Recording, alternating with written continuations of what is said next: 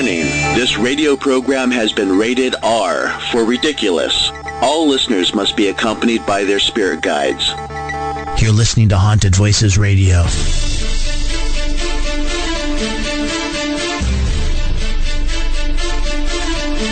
This is Haunted Voices. Join your host, Todd Bates, as he takes you on a journey into the unknown. Haunted Voices Radio.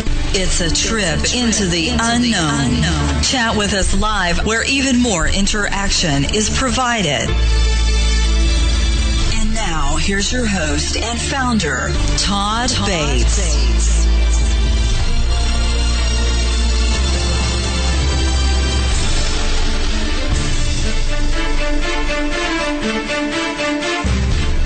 And a good evening, one and all. Haunted Voices Radio Live, of course. I'm your host here, Todd Bates. My goodness, we've got an amazing 2-hour special planned here for you.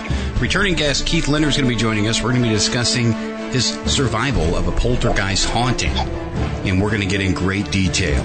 So what you want to do, the very first thing, you've done the best, which is tuning in. Now you need to get into chat. And you can do so right there at letstalkradio.net. You'll find the chat bubble right there in the lower right-hand corner, just bouncing and bouncing away. Just click on that, log in through Facebook, Twitter, as a guest, however you like. We ask that you register free of charge. That way you can kind of change your image and things in there. You can do a lot more things. Registered user, you're free. We don't use your email to spam or anything. I don't even know how to do that, so we don't get into that mess. Now, before we get started, of course, we have just a few announcements on this amazing March the 6th, 2018. And one of those being the website. I've been getting some emails, some messages, all that fun stuff. Todd, what in the world happened to the website? Well, we had a little bugger from out of the country. Kind of pegged the old one. That's okay. Everything happens for a reason. So we built a new one from scratch. This one's more secure for you fine folks going over there to letstalkradio.net. And what you're going to see is everything is user-friendly. We've got everything displayed for you. You can actually use it on your mobile device, your tablets. It's all designed to do that. It's 3 websites in one. And we've got some cool specials going on right now. The station is booming. And we are accepting some programming. If you're interested in doing that, just go to letstalkradio.net. Read about our services right there under, well, services, host a show. Also, we're running an advertising special. Now, listen up. This is important. You got that whole March Madness thing? I don't know. I don't watch basketball. To me, it's like tennis with people running. I don't watch it. But we still got to have the March Madness thing going on. That's what we have. Advertise, advertise, advertise. You're not going to find a better deal than this for a targeted audience. Your book, your conference. You have an event coming up, a product. You want to announce your dog's birthday. It doesn't matter. We're doing everything half off over there for the premium special. It's not $100. It's $50 for station-wide coverage. And that locks in. No contracts. You guys can quit any time. And that price locks in for the duration of your ad. I will write, I will produce your ad for you if you wish. All you have to do is provide the information. All that for $50 to a targeted audience. 9 shows and counting. Plus the replays being heard. Can't beat it, folks. And if you're interested in that, just click on the advertising tab at letstalkradio.net. Okay, now that we got the fun stuff out of the way, what we're going to do, you are going to love our guest. Okay, those of you that haven't listened to the past show with Keith, well, you're in for a special treat. Now, tonight our guest, of course, is none other than Keith Linder, and he is an IT professional from Texas. He and his girlfriend began experiencing paranormal events after moving into a suburb home outside Seattle, Washington in May 2012. Now, things began to happen within hours of moving in. Things like hearing a kid cough, objects disappearing, objects appearing that neither of them owned, electrical issues, thuds, and finally a flying plant. Now, the activity would eventually escalate to Keith being pushed down the stairs, posters and Bibles catching fire, and the ultimate horror of all, wall writings 666, die KL, and an upside down man. Native American drawing? Really? We're going to get into that as well. Several teams have visited the house, including the popular paranormal show Ghost Adventures, UK's parapsychologist Steve Mera, and his chief researcher Don Phillips, the lovely and talented Niki Novelle, and Karissa, Fleck. Now, getting help was difficult, as was getting answers, of course. Some answers finally did come. Regrettably, it was around 4 years later, but questions still remain. Is it a demon, or a poltergeist, or both? Tonight, you're going to hear Keith's story. You folks are going to decide that. We definitely want to hear your comments in chat. letstalkradio.net. Welcome back to Haunted Voices Radio, Keith. Great to have you. Thanks, Todd. Hello, and thanks for having me on today. It's good to be back. I tell you what, your story is bone-chilling. It is just bone-chilling, because a lot of us have, heard about poltergeist activities and had, a few cupboards rattling here and there. But what you experienced, Keith, which we're going to get into detail here, to me, it's sheer terror. It's awful. It's horrible. And for the new listeners that are tuning in from abroad, if you could just kindly bring us up to speed, how this happened. You moved in. These things started happening instantly. What did you feel during that? My goodness. Explain. Yeah, and what's interesting about that, Todd, is, normally when I read about this stuff for other people's experiences, normally these type of eruptions happen after the couple gets settled, or they've been in the house a while, or something dramatic happened in the house that might have caused this. We pretty much walked into a house and it was active on day one. You mentioned the kid cough. Mm-hmm. You can't get no earlier than that, because that was the day we got the keys and the deeds to the house. And we heard that. Me and my girlfriend were in the house alone. The noise was very distinct. It came from one of the bedrooms upstairs, and we brushed that off. But a few days later, we noticed objects missing, and basically you would wake up and you would say, hey, where are my car keys? Whoa. Hey, I could have sworn we had more silverware. Or my girlfriend's jewelry, like, hey, my bracelet or earrings are gone. And then in conjunction with that, kid toys are appearing, or you're finding kid toys in areas that there shouldn't be any kid toys. Number one, we don't have any kids. Mm-hmm. And these toys and objects are on the stairway. They're on the kitchen table. They're on the kitchen counter. They're in plain sight. So it feels like you've gone to bed, woke up, come downstairs, and somebody's been in your house. But of course, nobody from the outside has been in your house. Something's already inside when you moved in. What is it with the children's toys? If you don't have any children, what do you think the significance of that was, Keith?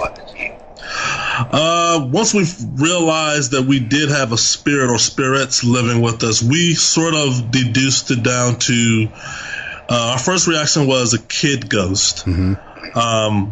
But that got blown out of the water as the activity increased. But then we start thinking these have to be previous tenants' items. And I say that based on the fact that we have a number of items that we own that are missing, that are still missing to this day. Okay. Some of these kid toys, these are not toys that you and I would go to Toys R Us and buy off the shelf. Some of these toys are dated. Some of them are older than the house itself, which is in itself kind of weird. But these toys are not brand new. They're sort of worn. They've been well played with, some of them. And they're just out in the open for you to see, male and female toys. It's very weird. Well, an old school term for that, and I'm kind of showing my age here, but it's okay. An old school term for that is actually it's phantom furniture. It's where it appears and reappears and reappears depending on the activity of the haunting. So that definitely sounds like what you were experiencing there. if it's coming back, they just seem to have taken it, right? It's just slipped away. Yeah. No one knew where it went, and this could have been going on for years and years, decades. That's why it explains the age. That is fascinating. Yeah, and it's like I said, they put it in plain sight because they want you to see it, and we pick it up, we acknowledge it, and I mean, now we're collecting toys, but we can't make heads or tails out of it because, like I said, we have no kids, no toys moved in with us, and these things are just out in the open. And of course, you know this better than me, this is just building up to something. This is just getting the pleasantries and the introductions out the way. So this is kind of breaking the ice for you and your girlfriend. It's from what I've been reading about your story, of course, we're going to talk about your book as well, but this seemed to have misled you as being something friendly or innocent. And then things got sour. When did you notice? I mean, after the you're seeing the toys, something cute, innocent to pick up, play with, knowing that another child maybe played with that decades ago. When did this start to go south and get really eerie? Well, when the first plant levitated, me and my girlfriend were watching TV, and that was surprising and shocking, but it wasn't scary. We were still had the mindset then, okay, we have a kid ghost. We added the kid cough with the levitating plant. When it started to go south, however, was when plants started flying. And I mean, you got a plant resting wherever it's resting, and you see it sling or fly across the room and break into, lots of pieces by hitting the wall. That doesn't seem friendly. No. Then the door slams in the middle of the night. You're sleeping. Of course, we all have bedroom doors. And then they just slam at will, very violently, very, very intentionally, like it was meant to happen. And that in itself, and then the loud bangs. The banging, I would probably say, was, okay, let's abandon this kid thing. Something in here doesn't like us, and it's trying to show off. So yeah, that was getting kind of scary then. And I can definitely, oh my goodness, to be in your situation. You guys just get a new home, and you're starting a new life, and something appears as being innocent, then it just kind of turns. Levitating a plan is one thing, a show of force perhaps, but launching it, that is definitely malevolent. That is not something benign. That is not something that you definitely want to welcome in your home. Now, do you feel that this was one entity, which we'll get into more in depth, but do you feel it was one entity, or do you think it was a group? Probably halfway into early 2014, I started thinking it was more than one. And we'll talk about the apparition sightings and whatnot, but the shadows out the corner of my eye. But it started to feel certain entities were responsible for certain things. Like I pretty much am 90% sure the female apparition that I saw multiple times mainly just traverses through the hallway. She does a few peekaboos and turns off lights when your back is turned. Items that are thrown with force and objects like an armoire being thrown with force, I don't attribute that to her. What I attribute that to are one of these, I guess, presence I felt when it was just me in the home and the poster caught fire. I think I mentioned this last time I was on your show, but it's definitely in the book where I'm taking a shower and the fire alarms go off.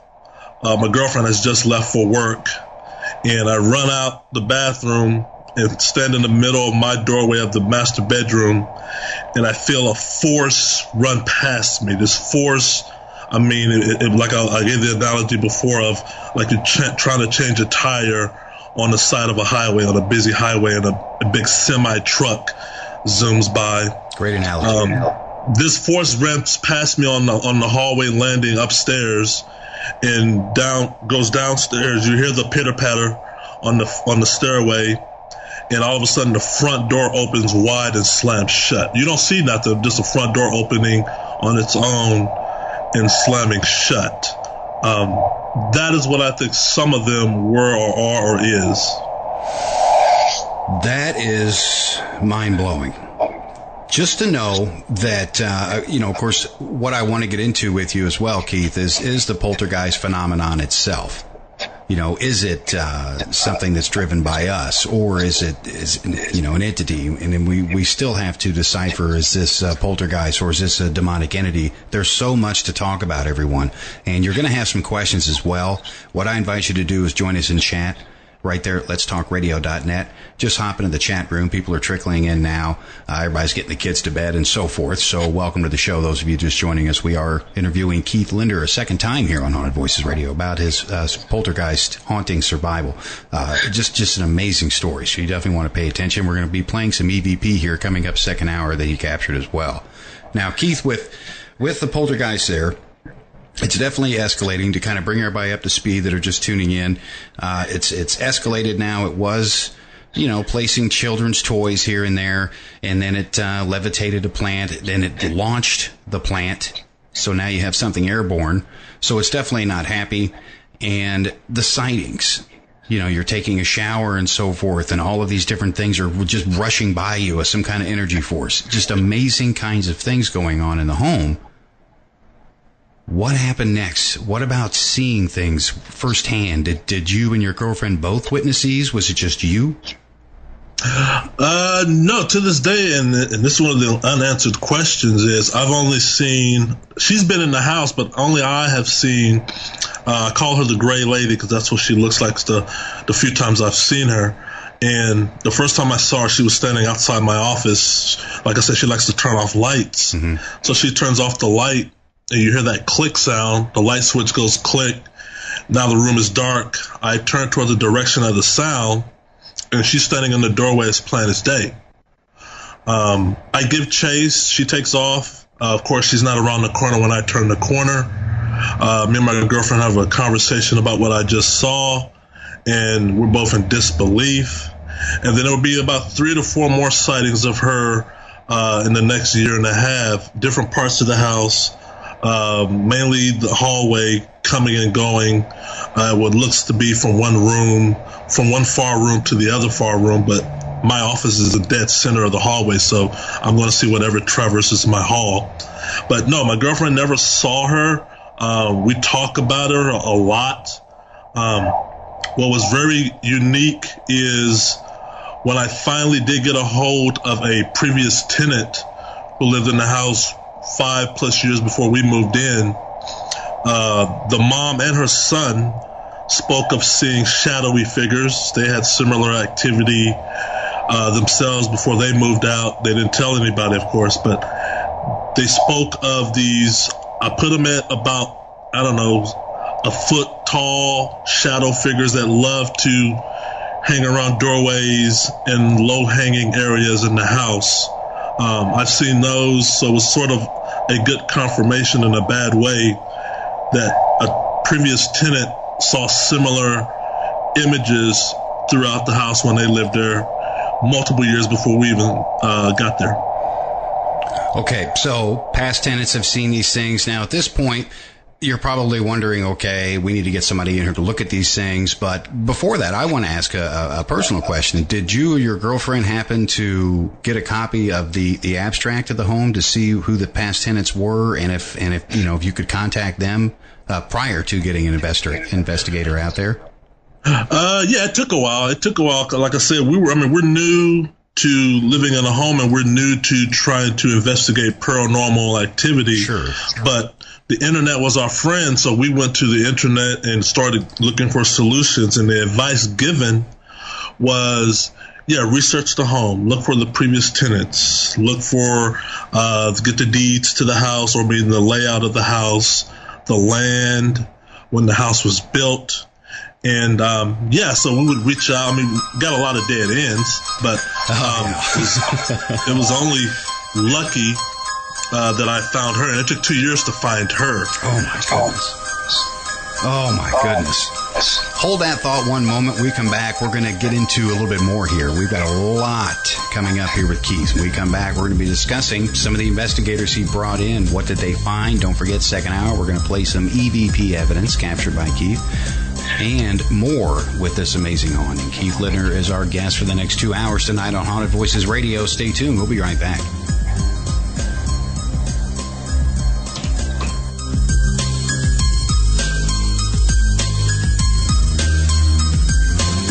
When it absolutely, positively has to be the best. WGOG, DB, Clearwater. Let's talk. Shopping, dining, beautiful lakes and rivers, and a monster? Welcome to Braxton County, West Virginia. Centrally located, Braxton County, West Virginia is the ideal place to visit. Natural beauty and recreation abound with 2 beautiful lakes for easy kayaking and canoeing, and many hiking trails. Did we mention the Flatwoods Monster? That's right. Visit Braxton County, West Virginia's Flatwoods Monster Museum and not only learn about the Flatwoods Monster, but walk in the same footsteps as the people who witnessed it. Nearly all of our attractions can be found within a few miles of Interstate 79. Visit us online at braxtonwv.org. That's braxtonwv.org. Braxton County, West Virginia. Center yourself here. Nothing feels better than a good cleanse to wash away the day. If you think that refreshes you, then experience the ultimate cleanse with Soaps by Susan. Cleansing Spiritually LLC uses only pharmaceutical-grade essential oils, all-natural shea butter, coconut oils, and vitamin E, and tailored toward the ultimate cleanse. Susan uses a skin-safe fragrance with an aroma that brings a smile to your face and takes you to that happy place within. Each bar is handcrafted and custom to order, so it not only cleanses the soul, but also matches your room's decor. Cleansing Spiritually soap makes great gifts, or you can just indulge yourself for a spiritual cleansing you'll never forget. You want some now, don't you? We thought so. Contact Susan Todd to place your custom order at facebook.com/spiritually. Don't settle for clean. Get spiritually clean at facebook.com/spiritually. If you've ever wondered what your dog, cat, bird, or any other animal is thinking or trying to tell you, now's the time to crack their code. Make this year the year you learn telepathic animal communication and begin using the intuitive and psychic abilities we all have to connect with other species. The free website Speak Good Human is the perfect place to start. Speak Good Human is the internet's largest free animal communication practice site. It features tips, advice, how-tos, and more than 100 animals ready to help you practice and build your skills through telepathic conversation. And each February and August, you can join the thousands of other learners worldwide for the Animal Communication Practice Challenge, when you'll get daily encouragement, inspiration, and camaraderie as you pursue your dream of talking with animals. Get in on the conversation at www.talktoanimals.weebly.com. That's talktoanimals.weebly.com. Or Google Speak Good Human. Not only will your companion animals thank you, but you'll finally be able to hear it. The best in paranormal and metaphysical talk radio. WGOG DB. Let's talk.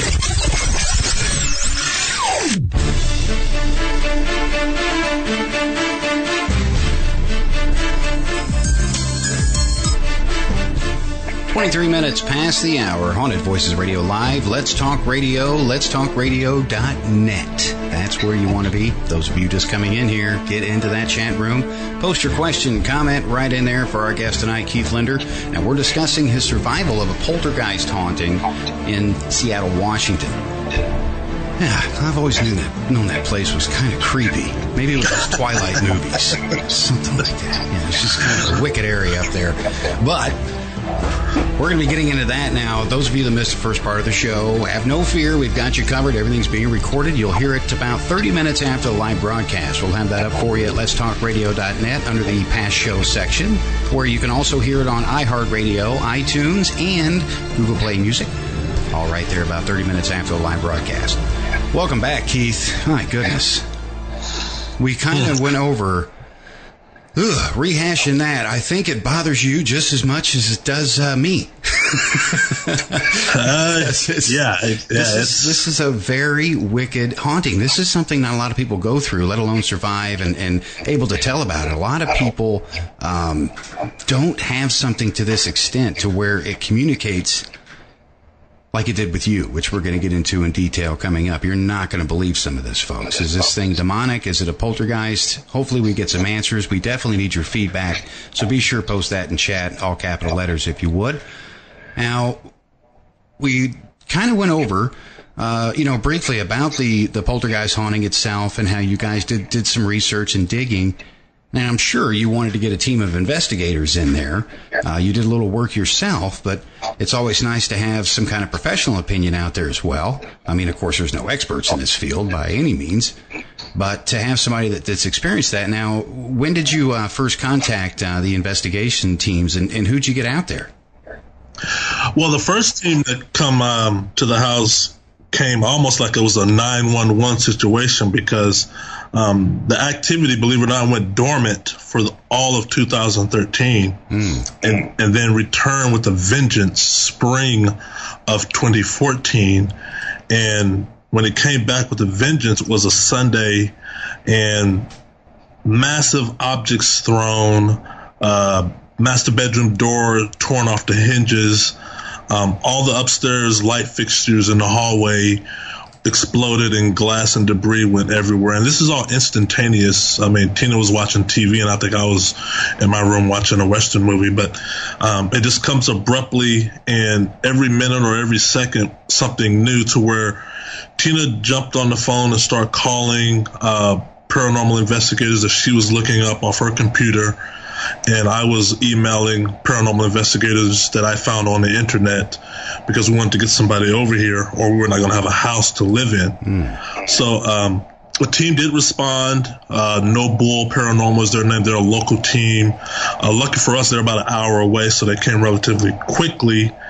And they conducted about an 11-hour to 12-hour investigation. They were at the house pretty much majority of the day and night. And they did see some interesting stuff. One of the first things that they encountered, there was 3 of them, when they walked through our front door, was all their equipment died. All the batteries that they had in their paranormal equipment, including their cell phones, all the batteries of every person, mind you, went from 10 to 0 as far as battery life.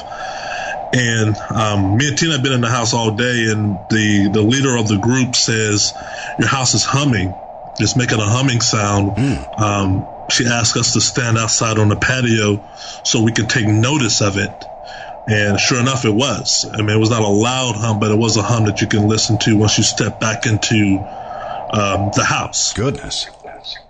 Later that night, they were able to capture through their cameras that they set up all upstairs were white mist, like a fog, like coming from the floor, actually coming from the doorway outside my office where I saw the gray lady. The leader told me that these white mists generally lead to or show signs of poltergeist activity. There are some documented cases where that's the case, and they caught that on the infrared. They were able to capture or listen to or hear the loud banging, some of the bangings that we heard. The lead investigator did a cleansing. That was the last thing that they did, and her sage stick caught fire on its own. And they told us upon leaving the house, this is not a one-time event. There's no silver bullet, but you have help now. We're going to take whatever we found on these devices, but we'll be in touch. But if anything breaks out moving forward, let us know immediately. So that was the first team, and they pretty much stayed with us throughout the entire ordeal. Good. Just trying to troubleshoot. I mean, they were dumbfounded like we were, because they never seen a house this active before. I mean, this is their words, not mine. Normally, you can spend 30-odd years doing an investigation, and you might catch one phenomena. You've had 20 in one day, and you've been in this house 2 years already. So they were the first team. And the second team after them would be a year and a half, almost 2 years later, and I was the Ghost Adventures paranormal team. Okay. Now, having Zach come in there, I mean, a lot of folks, of course, have seen him on television. He's just kind of wild and runs around, screams, dude, run. You have all this kind of thing. Did they find any evidence in there at all, Keith? No, yes and no. I mean, Ghost Adventures, the case, it's a matter of public record now that Ghost Adventures didn't find any evidence, but they did experience some abnormalities. Okay. And one of the things that they kept experiencing that they even acknowledged, I think even in the episode, was a lot of their cameras kept going or losing battery life. And I remember, because I'm there for the entire setup, it takes some hours to set up, and they got battery packs after battery packs after battery packs, and they were constantly swapping them out during the setup and during their investigation. But the short time that they were actually conducting, key word here is conducting, an investigation, no, they left with zero evidence, and that sort of put me and Tina in a bad light, because I guess people were thinking, you guys are reporting an enormous amount of activity, therefore evidence gathering should be relatively easy for a team to come in, and that was some of the mindset of those who watched that episode. Of course, I disagree, but that was some of the mindset. Yeah, I wouldn't even sweat it, Keith. I don't know if I trust somebody that said, dude, run. So don't worry about it. Don't worry about that at all. Those things happen. And that could have been, the entity could have known that as well. I mean, they could sense provocation, and they do a lot of that. And it could have went, hey, provocate this. They just sit on their hands and be like, okay, you guys are here temporarily, and leave, we'll raise hell again. Yeah, absolutely. And we've got a couple questions here coming from chat. Kat is asking, how were the experiences with the various investigators similar? How were they different? Did you feel anyone was more at the rest in their work? More at rest in their work? That's an interesting question. I would say the similarity. I'll deal with the similarities first. A lot of the investigators use similar, if not almost identical, equipment. The same things that Ghost Adventures used, for the most part, were the same things that Novelle or Karissa or Niki used, or the guys from the UK used. What was similar, or I guess what was different, is some of those teams didn't depend 100% on that equipment. An interesting thing about Karissa and Don Phillips is they only relied on their intuition. They relied on their intuition more than the electronic devices. Don never went roaming through the house saying, come out wherever you are. Neither did Karissa. They said the phenomena is going to happen when it happens. I just need to be prepared for it and be able to capture when it does. And that seemed to work.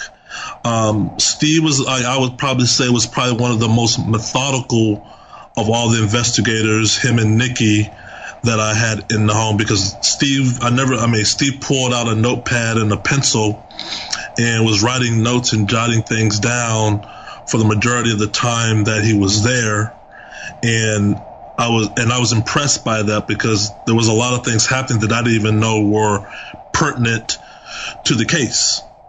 And Niki was the same way. She brought in a lot. Niki brought in 3 suitcases when she stayed a week. All of it was equipment. And she didn't use the equipment as a crutch. She just knew when and where to use them, and was able to get evidence off them. But it was very interesting. Some of them, everybody has their own methodology. Some like to start on the outer perimeter. Some like to start within. Steve and Don were very questioned. They asked a lot of questions before they flew, 5,000, 6,000 miles. So they interviewed me for 3 months, whereas Dave Schrader and Ghost Adventures interviewed me for 15 minutes before agreeing to come to the house. So it was very interesting. What I like, these researchers so far, -1, they've stayed with you. They didn't just collect and run. You know, a lot do that. So they did stay with you. Did you get any kind of counseling from them at all, Keith, as well? Did they really sit down and explain, hey, it could be this, or maybe it's this? Yeah, that's what Steve and Dawn, and then when they came back twice, they brought back Nick Kyle, who was from the SSPR, a parapsychologist from SSPR in Scotland. But you're right. I guess the thing that made them different from Ghost Adventures and the other local teams that are in Seattle is they lived in the home.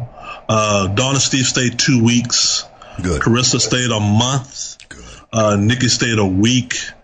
And and then you're right, the counseling part of observing the surroundings, a lot of theories. You're thinking out loud while at the same time trying to ascertain root cause. You're doing research. Dawn and Steve were contacting the county records office, City Hall. They were calling. They were interviewing the neighbors. You know, I'd never seen a local team do that. They were walking around talking to the neighbors, and the neighbors were substantiating, like, yeah, dude, we're Keith's neighbor, and our dogs will not go to his house. I mean, we walk by Keith's house, and sometimes the lights will be flashing on, or all his car doors are open. So, and that was stuff that Dawn and Steve would write down on their notepad and be like, something is weird going on here. Good, and that collaborates everything else as well. That just just throws credibility out there to the case, for one, and it also shows a great team of researchers, and I hope all of you took note of that. And I understand that not all teams can stay there for weeks or months on end, but when you have a serious case such as this, you have to. You have to dig down, get in the trenches, because the idea behind it is to have someone like Keith and his girlfriend, of course, live their life as they normally would. And you're there to report, document. That's what it's about. So I'm glad. You know, I would expect that from Niki. The rest of them I'm not familiar with, but I just gained a whole new respect for him. So that's important. That's important. I'm glad they were there to, stay with you. Because what if you were there, Keith? And of course, we're going to get in detail on some of the really scary things that happened. But what if one of those things happened and you didn't know what it was? You had to have these questions answered. You had to have something analyzed. You had them right there on the spot, just in case. Yeah, and on the second trip, there were a lot of phenomena, especially in the living room, that they witnessed with their own eyes, and it was good that they were there. I mean, Steve saw the front door open and close with his own eyes. Good. It was kind of interesting. He went over and pulled Dawn to the side, and he was like, whoa, this guy is real. This is like the first night they were here. He was like, whoa. That door just opened and closed on its own, and this is day one, and it made them sort of switch into their A game because you're an investigator. You never know. You go into a house and hey, this guy could be pulling strings or whatever. But he's on his meds. Yeah, he's on his meds. But I'm way over here near them, and they see this, and they're like, "Yeah, that just happened. Okay, all right, it's time to do our A game." Oh, yeah, and the sense is definitely heightened. And Wendy's got a question here for you from chat. She's curious. Did you have a group called A Ghost, Advanced Ghost Hunters of Seattle, Tacoma, coming to the home? No. A Ghost from Tacoma? No. A Ghost never came to the home. No. Okay. All right. So with the investigations, now the researchers have come and gone. They've analyzed evidence. They've reported it back to you. Of course, we're going to air some of that here coming up second hour. Now, did you feel when they left, Keith? Did it stir things up again? Did things go dormant for a while after all this research had taken place? You mean when I left the home, moved out, or no? After all the researchers left, of course you were still living in the home after they left, right? Yeah. Okay. Did the situation get worse, or did it actually improve? Well, it got worse after Ghost Adventures left. Okay. Because they came in 2014. When Steve and Dawn left, I think I only had 6 weeks left to be in the house when they came in April. I moved out in May. and then the activity did show signs of spiking up a little bit, but nothing to the degree of 2014. So yeah, I mean, it was always, I always compare these things. There's 5 levels of activity in our house. When Ghost Adventures left, we were probably at a level 3, level 4. When Steve and Dawn left, we were at a low level 1. Noticeable stuff, almost like it was in 2012 when we first moved in. But a lot of what I think they call it rapping or raping or whatever, but it's a phenomenon where there's a constant banging. That started to pick up when Dawn and Steve were leaving the house. And they know that Steve documented that, a lot of the banging that they heard. Okay. All right. And kind of stepping back here, injuries. Did this, before we get into detail of the poltergeist and what it actually wrote on the walls and things of that nature, injuries, other than being pushed down the stairs, were there any other injuries at all, with you or your better half? Well, just my knee injury. Tina did get scratched 3 times. This was after Ghost Adventures left, maybe about a week or 2 or 3.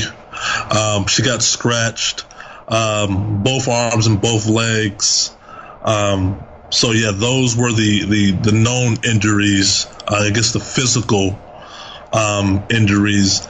Objects would zoom or zip past my head or chin, either when I'm laying in bed or sitting in my office or in the hallway.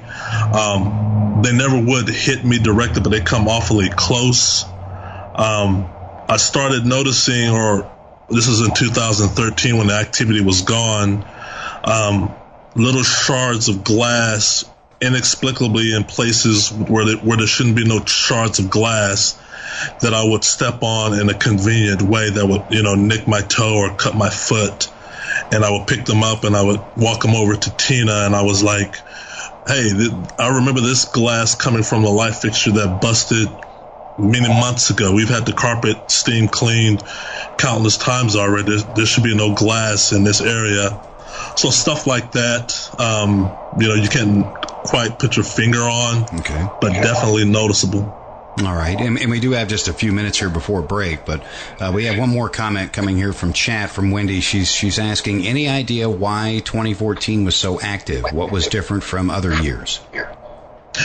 Yeah, I think 2014, like I said, there was the 2012, which was the year we moved in, and then everything went dead for 2013. Keep in mind, my knee injury where I fell down was January 2nd, 2014.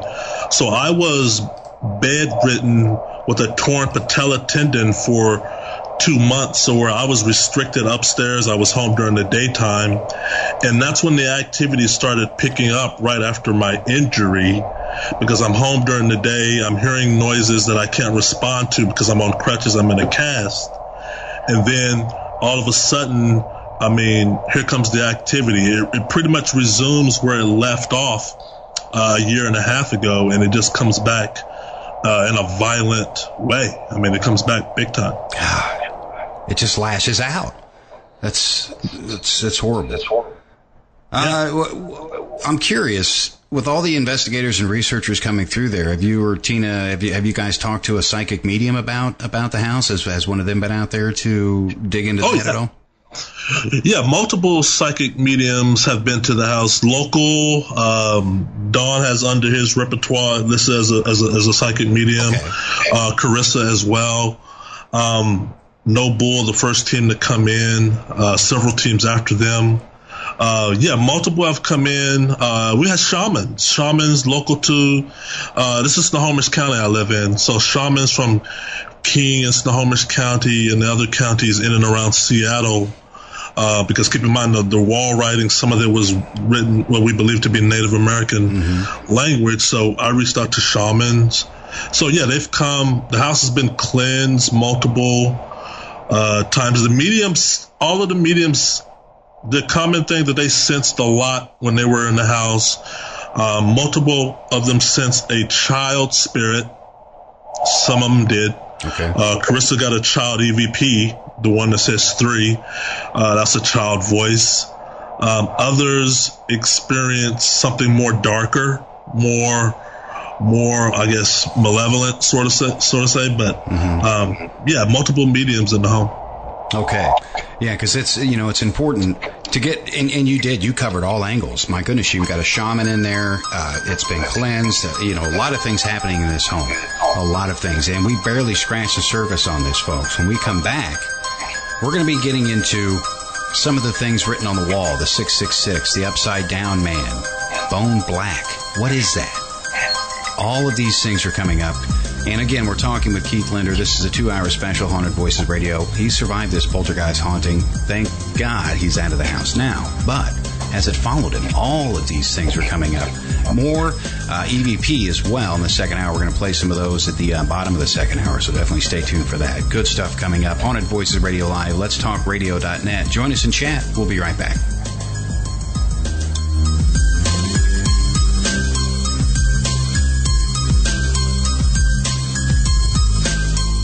Weather outside is cold, but we're smoking hot. Hot damn. WGOG DB Clearwater. Let's talk.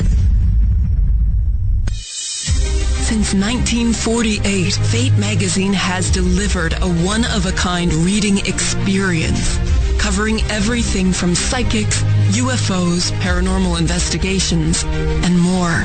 To subscribe, visit fatemag.com or call 828-702-3032.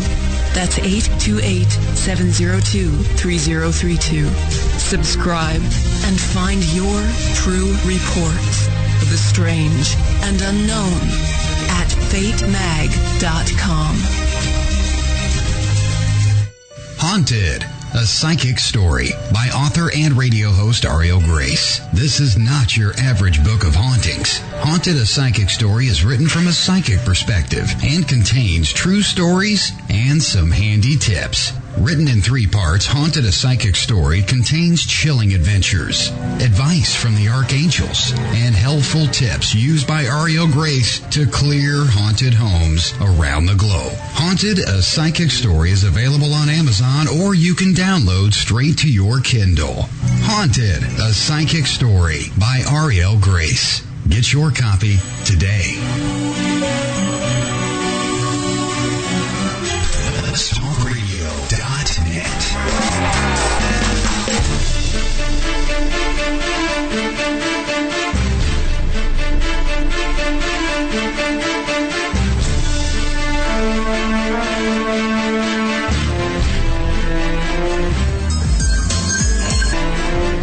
.47 minutes past the hour. Haunted Voices Radio. Those of you just joining us, of course, I'm your host, Todd Bates, and we are talking with Keith Linder. Now, he's a survivor of poltergeist haunting there in Washington State. Ugh. All I can say is, I don't know if he'll give out the actual physical address of the home, but I hope the current residents are safe and sound.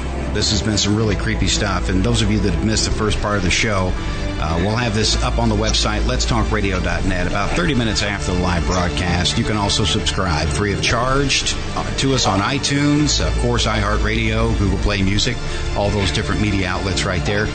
Join us in chat, though. That's where you need to be. If you have any questions, you can post those in all capital letters. If you guys just want to hang back and listen, hey, more power to you. Now, second hour, we're also going to open up the phone lines and the text line, and those numbers will be posted right there in the chat room as well for you. And you can also find them on the main page right there at letstalkradio.net. If you want to text your question in, feel free to do so. Oh, goodness, Keith. Yes. The investigators, the mediums, you're finally on the outs. You're ready to get out of this home, and I can't even imagine your relief. It's like, because you rented this, right? You didn't. Yeah. Okay. Yeah. So you're probably like the rest of us. Oh, I can't wait till this lease is up. It's one of those things where it couldn't come too soon. Yeah. And oh my goodness, we do have a comment here for you. Someone wants to say hi all the way from Germany. Boris says, "I have no question yet. but can you greet Keith from me and congratulate him for his book? We know each other and share the same kind of fate almost. Yeah, Yeah. I know Boris. Good. Yeah. He's giving you hello all the way from way across the pond over there. It's late. He's staying up late just to listen to you, so that's good. Now, before the break, we kind of touched on, we got into the investigations in depth in there. And what I want to do is touch on some of the things that were in the home. And we'll just be able to talk about this briefly, of course, till the news comes up. That's the way the cookie crumbles here, folks. But some of the things written on the walls. Now, some of this was Native American. You had the upside down man. But what I want to get into first is the 666. You know, this is important because, of course, that is stereotyped as the number of the beast, so to speak, or something demonic. When did you first discover this, Keith? Oh, this was summer of 2014, probably in May or June. You come home from work and all your furniture's upside down. Your house has been ransacked. Of course, your ADT security hasn't been tripped. And, you know, as a 2-story house, the wall writings were in my office, which means they were upstairs. Go upstairs, it looked like a tornado had formed in my office. And there on the wall are the 666 on the closet sliding door, a few above my computer monitors, and a few behind my television or entertainment center, yeah. Okay, so you had all of this activity in there. Now, what I liked is how you analyzed the writing itself. Because in order to have something stick to a wall, you have to have a binding agent. You can't just take, powder and throw it on the wall. It has to have some kind of binding agent. Now, this was written in something called bone black. Describe what that is, bone black. Yeah, and the interesting story behind bone black is, first of all, I never heard of it until I researched it. But, you see these writings, and the thing that stuck in the back of my mind was this upside down man. I mean, I Google and I see other poltergeist cases or demonic cases with 666, but nothing resembling an upside down man. And the substance, if you touch it, the texture of it just kept sticking in my craw, if you will.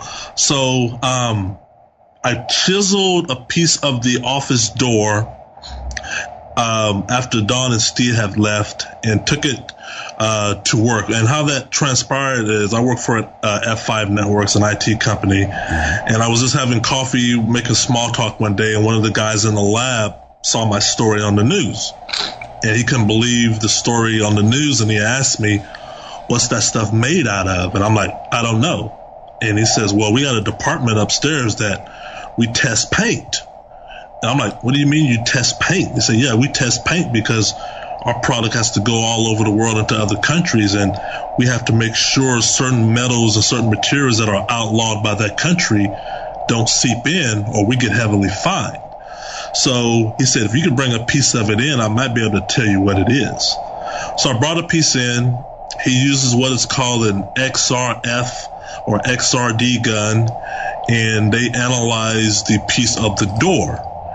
And it comes back, I don't have the notes with me, but it comes back organic. It's an organic substance with calcium and phosphate in it. And I take that back to the internet and to another paranormal team called White Noise Paranormal Team. They're a Native American or more experienced with Native American hauntings in the Puget Sound area. And they like that makeup of what they got off your door seems to mimic bone black. And I'm like, "What's bone black?" So I Google bone black. I get my education off several websites. But I didn't want to stop there. I wanted to get more confirmation. So I start calling about 10 art galleries. Each one doesn't know the manner of my question. I'm just giving them the makeup of the door. Okay. Because I want their unbiased opinion. And 5 out of the 10, the other 5 didn't know what that was. The 5 that did know all came back with bone black, bone char. And what bone black is basically it's incinerated, cremated cow or bison bone. Okay? And this is a short story of what bone black comes from. You have to go back into the 1800s in North America. It's used all over the world, but we'll stick with North America because of the bison element to it. Early 1800s, during the mass, buffalo slaughter, the only thing left on the North American plains were buffalo bones. They littered the countryside for miles. It soon became apparent that you could take these bones left over from dead buffalo and burn them and cremate them to produce what is called bone char. Bone char is a good charcoal filter for water. It's also good for color, pastel, calligraphy, and pictograms. And there's only one store in the entire world that still manufactures it, and that store is located in Chicago. And this places. Bone char, go ahead. I said of all places. Yeah, of all places. And basically this fossilized, burnt, incinerated cow bone or bison bone basically was the makeup of some of the wall writings in the home. So that's what was used. What I'm trying to think is how. I guess that's the question of the day. The question. One answer always begets 20 more questions. Is you have, and some of the videos, now I posted the videos there in chat as well, and I'm going to throw some of these images up there during the news break. It's actually easier for me. Just understand, folks, there's 1,000,001 things going on behind the screen here. So I will get those images on there of what exactly we're talking about during the news break as well. But that is one of the main questions is how can something unearthly, disembodied, grab something organic to this earth and make an impression on the wall? And that's the question of all questions. If we figure that out, Keith, yes, we're done. We can all go fishing because the paranormal world has been solved. We're done. We'll get the Nobel on that one. Yeah. but that is the thing. And what that tells me is by creating something like that, something substantial, you can hold it. It's in this world, on this plane. That tells me force. That tells me high energy, dominating. And now the interesting thing about this bone black, and like I said, you can't make this stuff up because you was talking about a binding agent. The interesting thing about bone black is it produces its own binding agent called Dippel's oil. Dippel's oil, by just looking at it with the naked eye, has the appearance of olive or canola oil. Okay, it's an oily substance, but most paints back in the day, that's what they use as a binding agent, is an oil similar to canola or olive oil. Dippel's oil comes from the marrow of the incinerated bison or cow bone. So this byproduct of bone black is Dippel's oil. Now what's very interesting about that is Steve and Dawn found, me and Tina always knew they were there, but we couldn't explain it, were these yellow, oily streaks appearing throughout the house while we lived there, in addition to the wall writings. And also, if you go to my YouTube channel, there's a few videos that show in the living room this oil coming down, and there's 3 streaks of it coming down in the living room. Steve and Dawn had to remove the picture to do analysis of it, and it's a very clear canola oil type substance. But I mean, if you're going to use bone black, embedded in the bone black is its own binding agent. And the coincidence of a bone black producing its own binding agent, to me, is just alarming. That is mind-blowing. That is amazing. And that is chilling as well, folks. Goodness. Now, we have to, of course, air the latest news here for you. That's what we do. We do deliver the news, so we have to give that, provide that. That's what we're going to do, is skip off to a news break. But don't worry. Those videos he was just talking about, the links to those are posted right there in the chat room if you want to watch those during the news. Of course, listen to the news as well. It's kind of important. And I'm going to be posting some photos in there as well during the news break about some things we're going to be talking about coming up after the break. The Upside Down Man. And we've got some EVP we're going to be playing here later on. You definitely want to hear some of these chilling recordings from the home of Keith Linder, the former home of Keith Linder. Thank God. More of that coming up. Stay tuned. Haunted Voices Radio Live right here. letstalkradio.net. We'll be right back. Here's your latest news.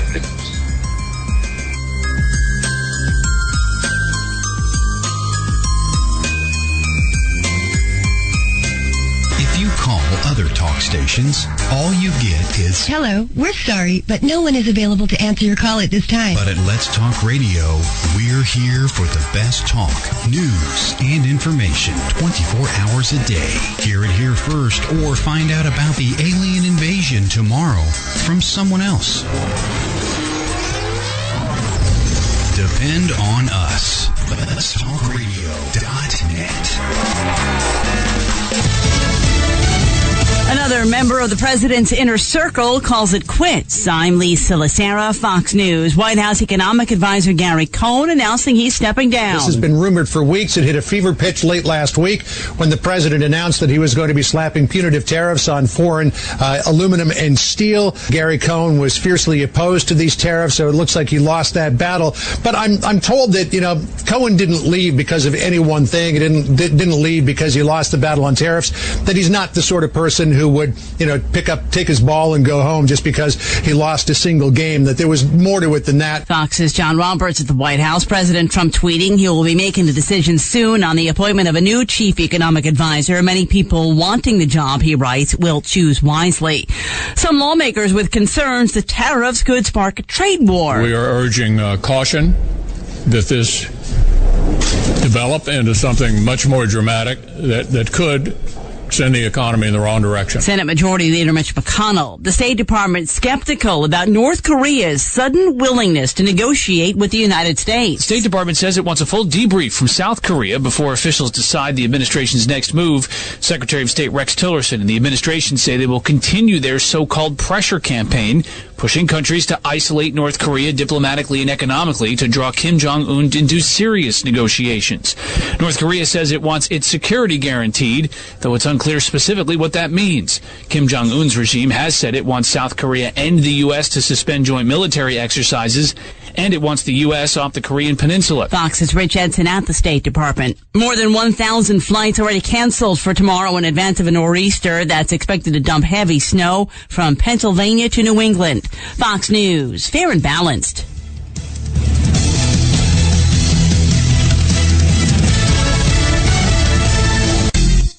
The young daughter of her Broadway actress has died in a traffic accident. The Tony Award-winning actress's 4-year-old was killed along with a 1-year-old of a friend when a driver lost control of their vehicle in the Park Slope section of Brooklyn, New York. Ruthie Ann Blumenstein, who goes by the stage name Ruthie Ann Miles, was injured. Her daughter Abigail killed. Blumenstein was walking with friend Lauren Liu, who had a 1-year-old Joshua in a stroller. He died, and Liu was also injured. Liu's father told the Daily News of New York that he's concerned about her health and her mental well-being. Miles won a featured actress Tony in 2015 for her role in the revival of Roger and Hammerstein's The King and I. Michelle Polino, Fox News. At a pretrial hearing in Bill Cosby's sexual assault retrial, his lawyer told the court he wants to tell jurors about the comedian's financial settlement with the woman he's accused of sexually assaulting. Tom Mesereau said in court he wants to make the settlement with Andrea Constand a focal point of the trial. The head of Amazon with a new title. Move over, Bill Gates. Jeff Bezos is the world's richest person, according to Forbes magazine, taking over the top spot from Gates, who had that title for 18 of the past 24 years. Bezos' fortune is around $112 billion, which is up $39 billion, the biggest one-year gain ever. Gates drops to the number 2 spot, and Warren Buffett falls to number 3. A record 2,208 billionaires are among Forbes' annual ranking, and according to editors from the magazine, the super rich continue to get richer, widening the gap between them and everyone else. Hillary Barsky, Fox News. A federal judge says Idaho can't keep automatically rejecting applications from transgender people seeking to change their gender listed on their birth certificate. The judge ruling the Idaho Department of Health and Welfare rules violate the Equal Protection Clause of the Constitution. Lisa Lacera, Fox News Radio. Grow your business. At Signorama, we offer customized solutions for signs, branding, marketing, and advertising. We have a full range of custom sign and graphic services to meet your needs, build your brand, and create your image. Look around and you'll see how our specialists help businesses enhance their visibility and get noticed. Let us work with you to understand your unique marketing goals and help you reach them. Signorama, the way to grow your business. Meet with an expert at your local Signorama or visit us online anytime. Social media is all the craze these days, and we invite you to give us a visit. Find us on Facebook.com/Let's Talk or follow us on Twitter at Twitter.com/WGOGDB. It takes just a quick moment of your time, and we'll give you some access to some awesome station goodies, too. Let'sTalkRadio.net.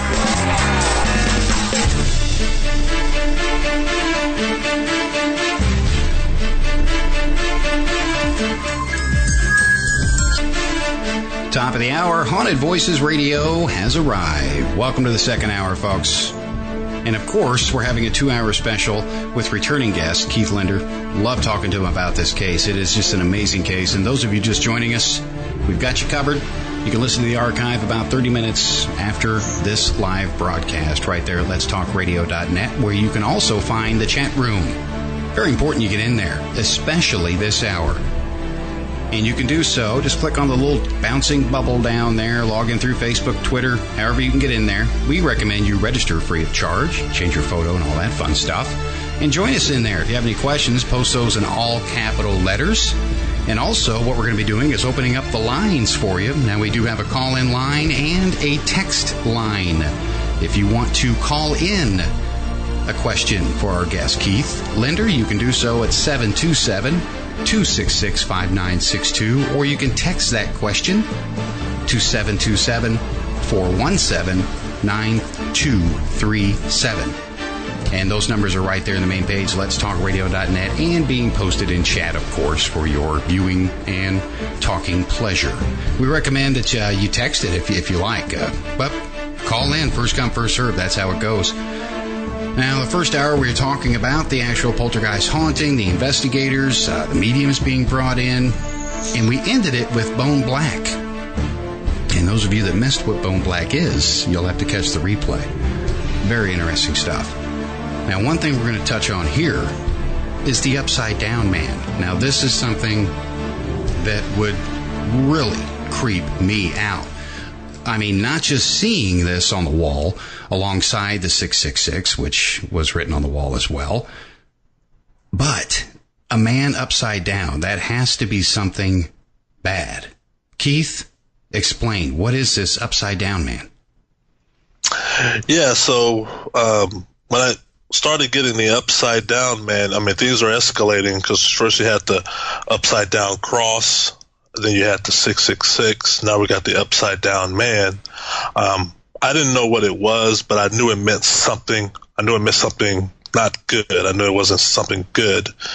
So one night, I mean, I'm in my office, and I just said, let me just stare at the wall and let this come to me, because I don't know what I'm looking at. I wasn't thinking Upside Down Man. I was trying to give it a name, but the more I thought it, I'm like, it's just an upside down man. So let me just type Upside Down Man into Google search, and I did, and lo and behold, I got websites that had drawings just like that, where it talks about Native Americans. That's a symbol for a man has died or is about to die. That about to die kind of freaked me out, because I'm like, what do you mean about to die? So, and several websites verified that, and now I'm thinking, okay, of course we had a priest working with us at the time, so I'm blowing up his phone, I'm blowing up the paranormal teams like Jennifer and the Noble Paranormal, letting them know, hey, I just found out this new revelation, Upside Down Man, It's Native American in nature. And that's where the shamans start coming on board to try to ascertain, okay, we have some unsettled Native American spirits that we need to quiet.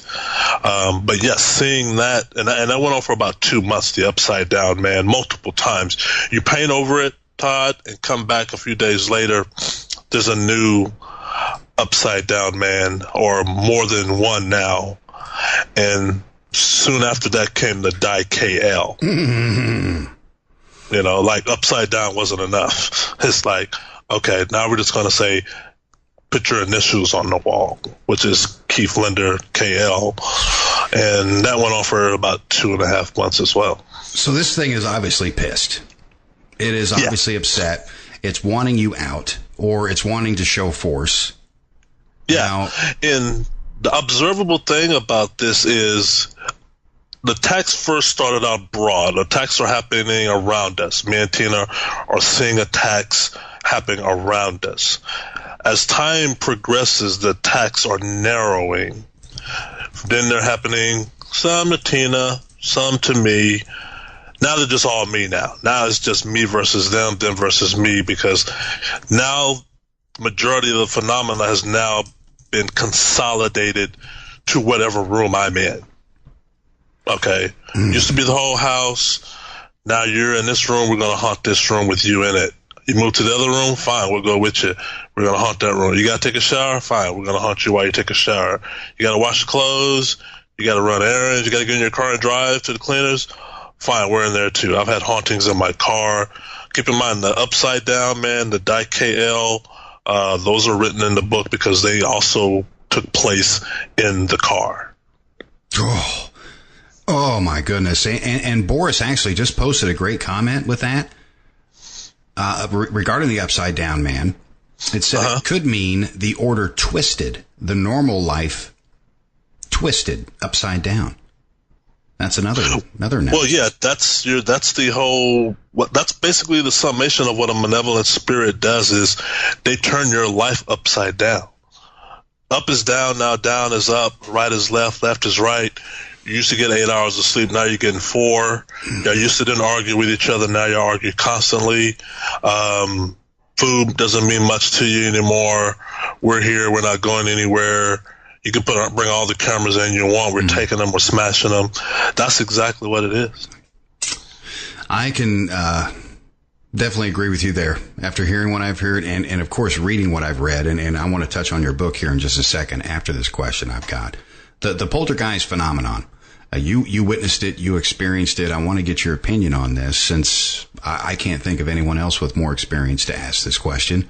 Do you feel that this was a spirit working through you, or do you feel the spirit was its own entity elsewhere and just doing this on its own? Do you think it was working through you in any way, using you as a catalyst, perhaps, a host?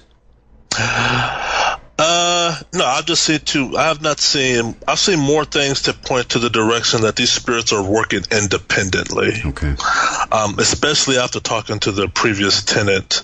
The reason why I say that is my business requires, sometimes I used to go out of town on business, and I've been in hotel rooms where I've had sheets yanked off me while I'm sleeping, and I've got my phone ringing off the hook, my cell phone, because Tina and her girlfriend are spending the night at the house, and the house is being attacked. 2 attacks are happening simultaneously, or sometimes at 3 locations at the same time. Jeez. And I document that carefully in the book because, like I said, I want this to be the thickest research paper in poltergeist activity from an eyewitness's point of view, because I've never seen that before, and I've read over hundreds and thousands of poltergeist cases where you have me 800, 1,200 miles away. My girlfriend is in the home with her girlfriend, and these attacks are happening simultaneously.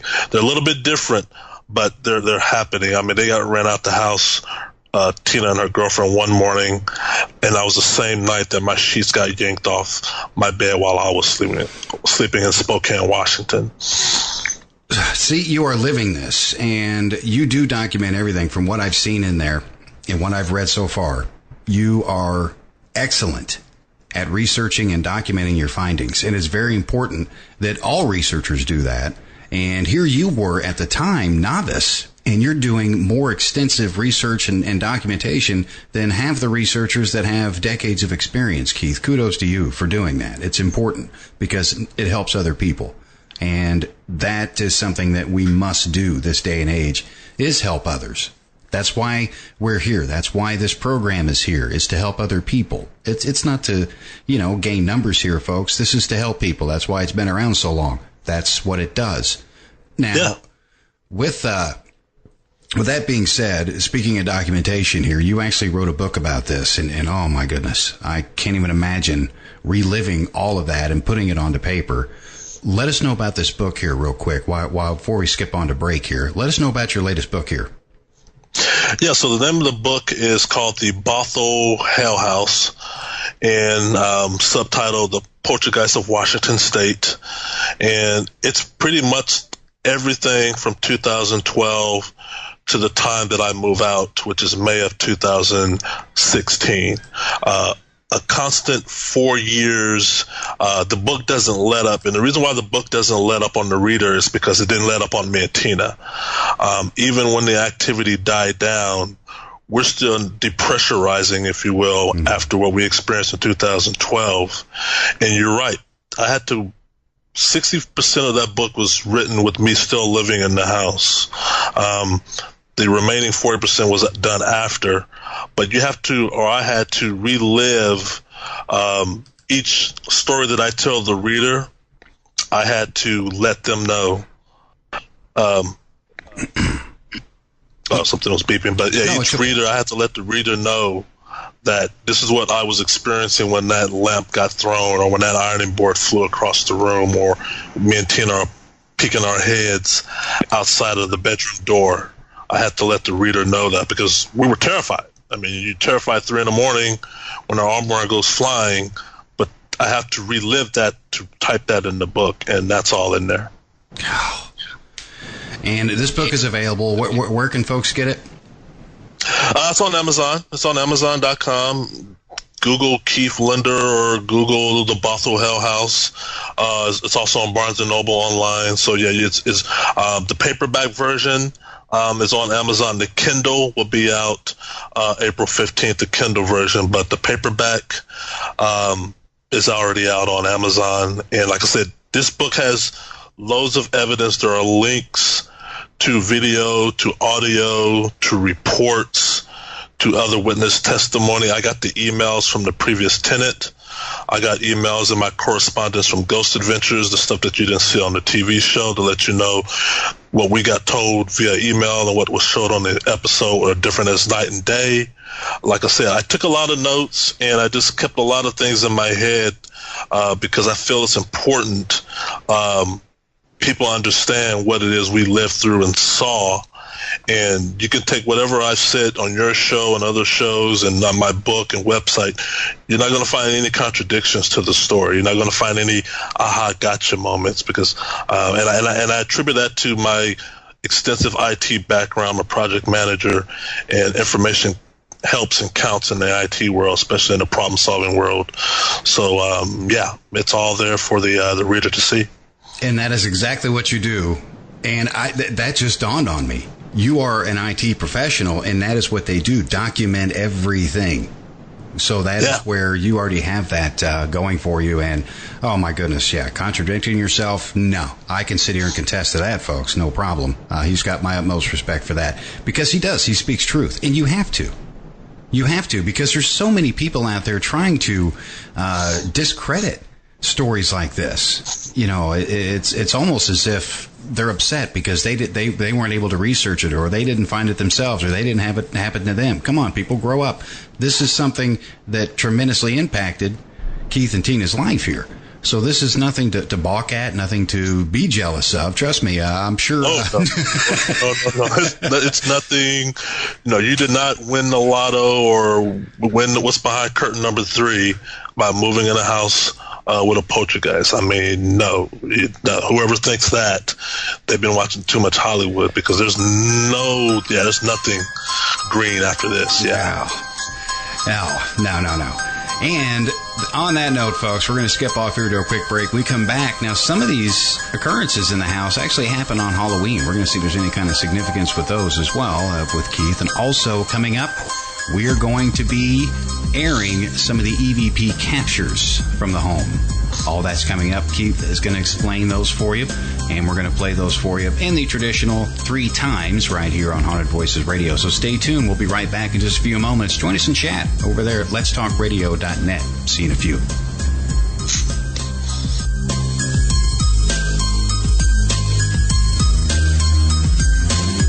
all the radio stations in the world, we're one of them. WGOG Digital Broadcasting. Let's talk. Shopping, dining, beautiful lakes and rivers, and a monster? Welcome to Braxton County, West Virginia. Centrally located, Braxton County, West Virginia is the ideal place to visit. Natural beauty and recreation abound with 2 beautiful lakes for easy kayaking and canoeing, and many hiking trails. Did we mention the Flatwoods Monster?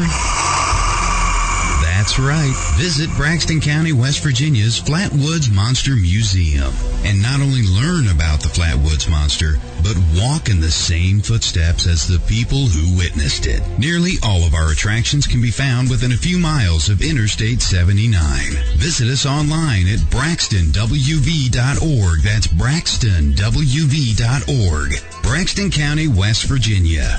Center yourself here.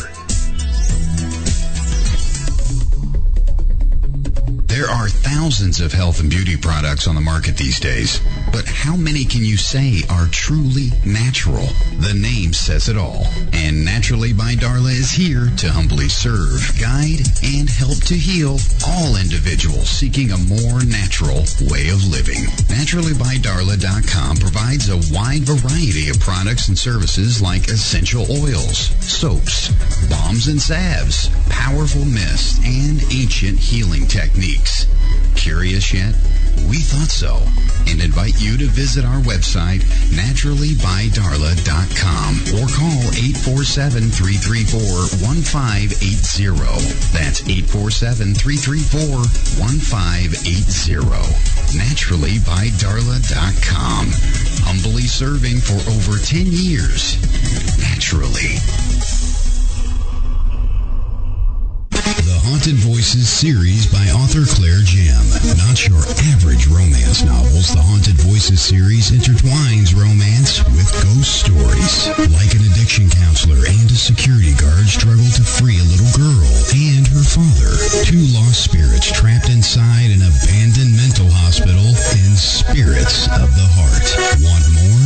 Then read about a hunky professor in a tweed jacket, a cheeky goth chick, and a pipe-smoking book-hurling ghost. Put them all together in an antiquated library and, well, you get the book Phantom Traces. Or read about a psychic interior designer who reluctantly agrees to renovate a sexy investor's abandoned hotel in Hearts Unlocked, winner of the 2016 New York Book Festival. The Haunted Voices series by Claire Jim. Buy wherever books are sold or purchase at clairejim.com. While the other stations are run from high-rises in the city, we're programmed from a little bungalow on Windtree Drive. LetsTalkRadio.net.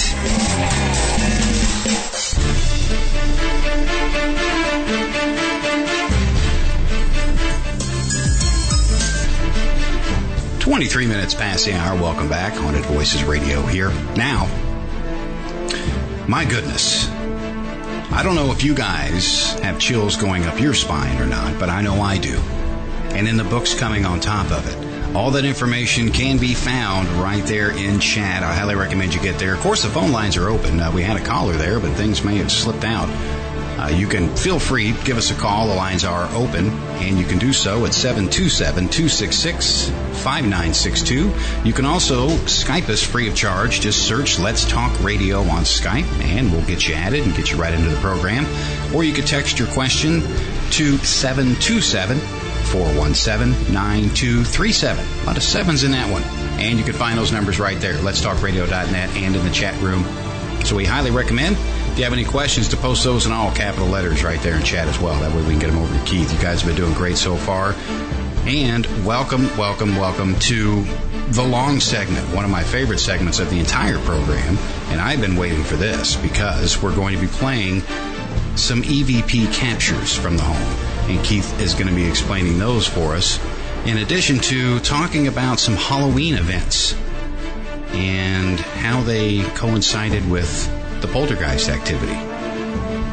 Was there a connection? That's what we're getting into here now, Keith. So what is this with Halloween and some of these events going on? Well, the water puddle, which only happened once in the house, happened on Halloween night. And I didn't know that was Poltergeist or characteristics of a Poltergeist, because that's never happened before. And we were out, me and Tina, and we came back, once again, come back home, and your house is upside down. But there was these interesting water puddles on the kitchen floor. And once I looked that up or Googled that, it was like, yeah, there are documented cases of mysterious water puddles appearing either on the surface or on the counter, or some witnesses have seen where the water is coming down from the ceiling or whatnot, but there's no known source. Halloween was probably one of the most active nights in the house where we weren't there, thank God, because that was the first time or the second time the wall writings were used where the bone black was the substance, and also the first time the wall writings were on the ceiling of the office. And, you know, I get a lot of, you know, crazy emails from people like, oh, you did it yourself, oh, spray paint, oh, yeah, I could have do that with my eyes closed. But one thing Steve and Dawn did when they came was they tested the theory or the difficulty of painting something like that on a ceiling. And my job, I'm renting the place. I mean, I'm renting the place. The owner knows of all the activity. He's seen it, and no owner's in their right mind is going to let you do that to their house. Yeah, let's spray paint it so we can lose our deposit. Yeah, I mean, just spray paint it, throw some fires, and get some fire department here. Let's just do that. You know, so. Yeah, Steve and Dawn, they did a lot of concept, and they tested that, and it was just, I mean, we had a few paint experts come in, and their analyze was everything that happened in your room Halloween night would take us a day to do. And you guys were gone, how long? A couple of hours. They're like, there's no way. There's no way. Because keep in mind, when you paint, there's no paint on anything else in the room but the wall where the paint is. You have to track the paint in. Mm-hmm. You have to cover things up. You have to move stuff around. And it's just, nobody does that. And this was all Halloween night. Also, hold that thought 1 second, Keith. We do have a caller on the line here. Caller, you're live, Haunted Voices Radio. Where are you calling from? Hi, this is Boris from Germany. Oh, my goodness. Oh, sure. How you doing, Boris? It's really working. I just wanted to give it a try, because this is so far away, and just to dial a number and get in contact with you, that's a miracle. Wonderful. Boris, you're coming through crystal clear, my friend. Did you have a question for Keith, or did you want to comment? Just say hi. Yeah, I just want to say hi, but I have a question. I just wanted to ask if what's the situation now? Does Keith have phenomena in the present days, or are there no more occurrences these days? Keith? When I first moved into my new place of residence, going back to the water puddle, there was water puddle phenomena at my new place of residence on day 2 of moving in. I dedicate several chapters in my book to a phenomena that I can't shake for the likes of me, and that is the bed shaking, the sheet tugging, and the off and on night terror. As a matter of fact, I had one last night, but the sheet tugging, and these are not sheets falling off because you're a hard sleeper. These are sheets being yanked or pulled to you down to your toes, and the pulsating of the mattress and the vibration of the mattress. And I know it's not only restricted to my current residence, because it happens when I once again travel to other places on business. But those are the only things, and those are significant things. I mean, I would do whatever to make that stop, and I'm still trying to find ways to make that stop, but I guess it's a work or prayer in progress. But definitely no objects thrown or movement or levitating, nothing like the house itself. And that might be because I'm no longer at ground zero, but there may still be some residual or attachment phenomena going on. But there's something left. There's something left with you. Possibly, yeah. Yeah, thank you. Thank you for the answer. Boris, you are most welcome. You are most welcome. You are welcome to call in any time, my friend. And we're going to be playing some EVP captures. I'm curious your opinion of those as well. We're going to be airing those here for you. So definitely let us know in chat what you think of those, okay? Yeah, thank you. It's amazing that I got through to the USA. That's so far away from here. That's very amazing. Yeah, I like that. Well, very cool. Thank you. Use that number anytime you like, Boris. I will. All right. Thank you very much. Take care. Bye-bye. Bye-bye now. Bye-bye. Ciao. Now, that was pretty amazing, Keith. Yeah, I mean, in keeping with the theme of Poltergeist, it's just interesting how, the term Poltergeist was coined in Germany. It's a German word, the word Poltergeist, and it's, it means noisemaker, and him coming in so crystal clear across the pond, as we like to say. Yeah. Oh, that's amazing. That is amazing. And now Boris knows he can get through anytime. He's just an amazing individual.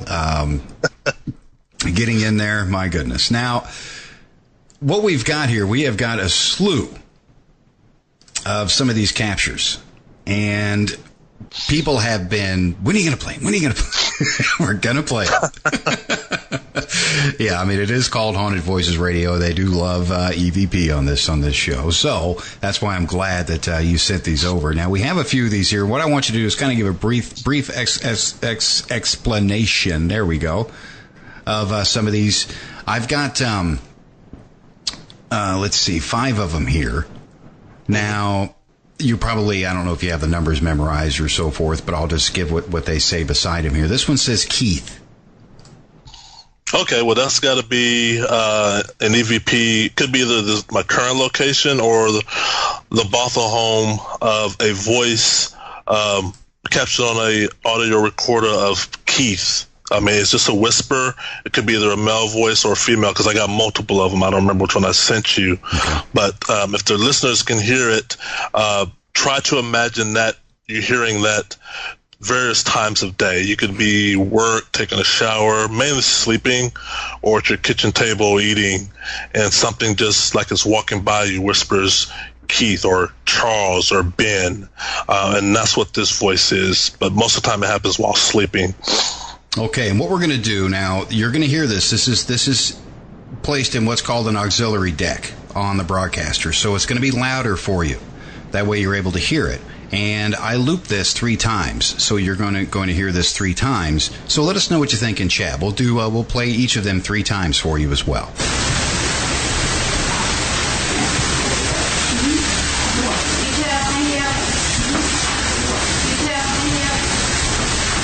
That one. Okay. Ooh.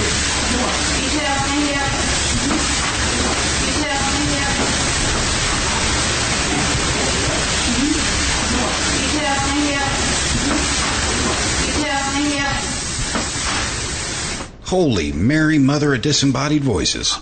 That's a good one. That one, I know exactly when and where that was. That's the Bothell home.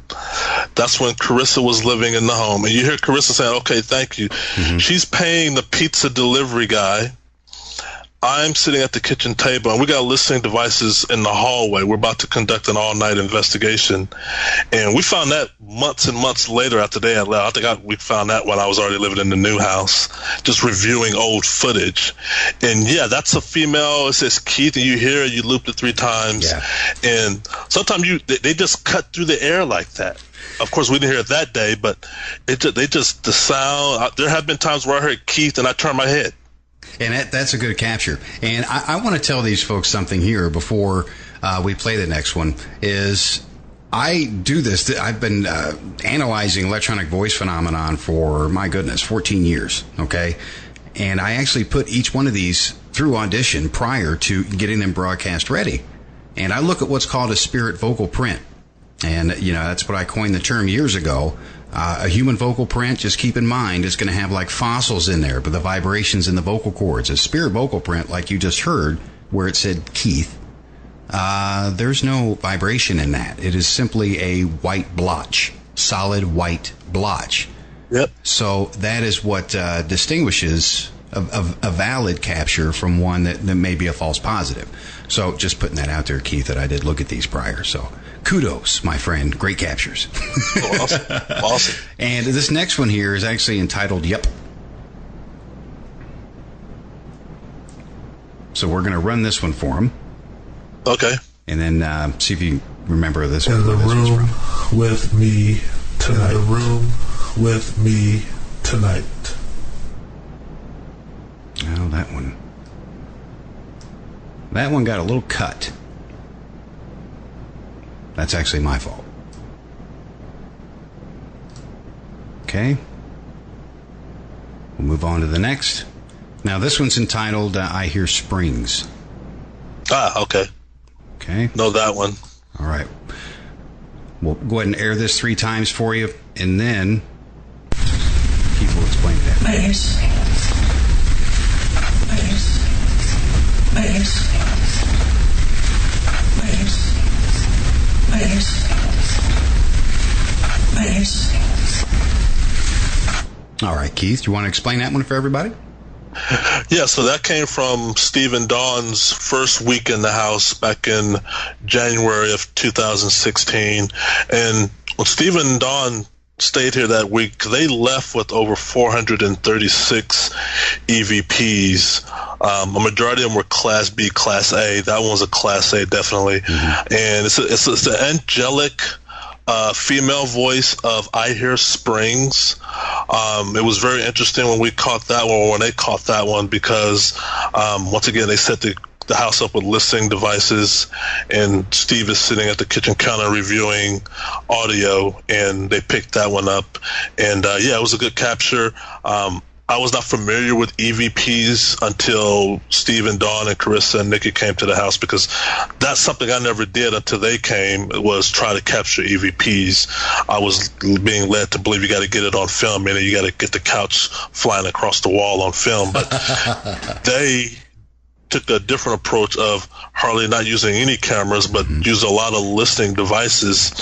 And there's either 2 locations I'm sure they either came from either the hallway or underneath the crawl space of the house, which is where Dawn spent a lot of time when he was at the home, which in the crawl space underneath the house.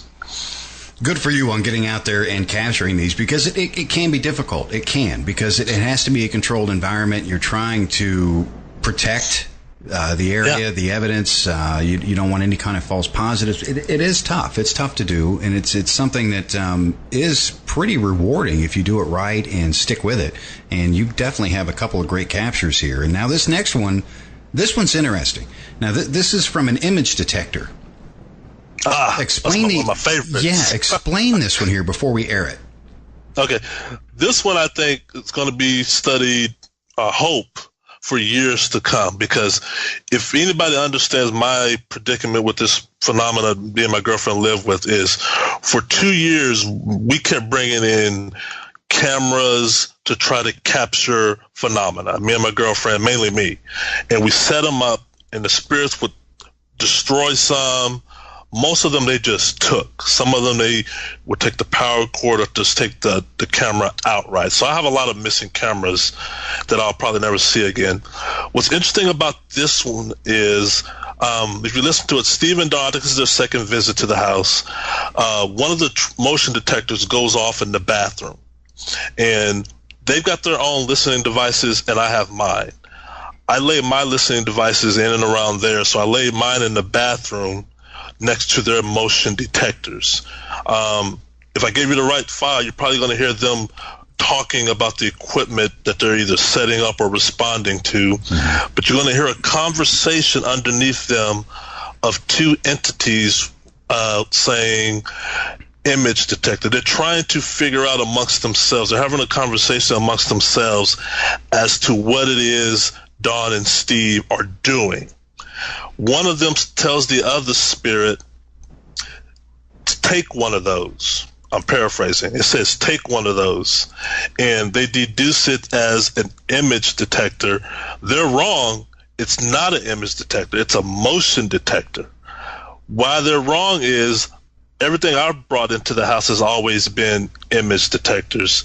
Steve and Dawn, when they arrived, they brought in motion detectors. It was interesting to see the spirits mischaracterize it, but also one of them whispers to the other one, take it, as if to suggest we'll figure it out once we get it back to home base. But you can definitely hear it tell it to take it. It uses the term or slang, go and lift one of these.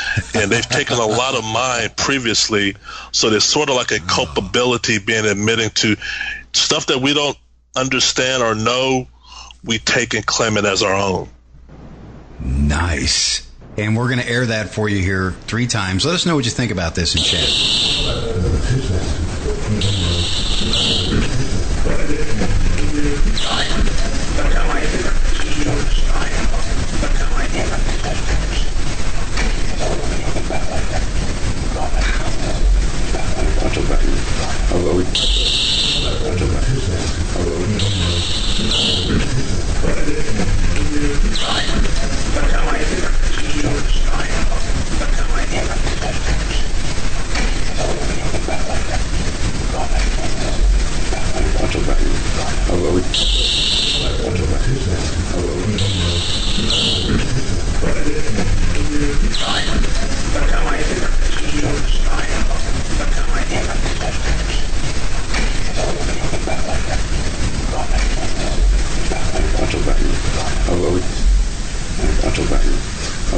Oof. Yeah.